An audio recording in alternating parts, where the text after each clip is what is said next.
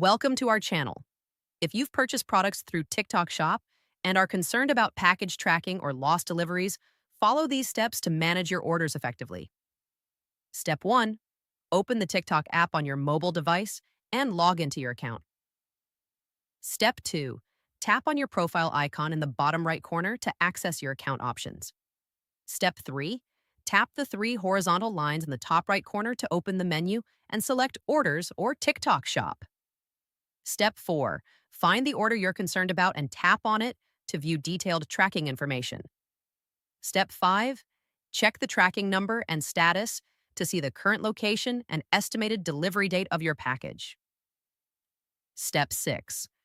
If the package shows as delivered but you haven't received it, check with neighbors or your building's management office.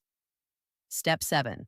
Contact the seller through TikTok Shop messaging if the tracking hasn't updated or if the package appears lost. Step 8. If the issue isn't resolved, file a claim through TikTok Shop by selecting Report a Problem on the order page to request a refund or replacement.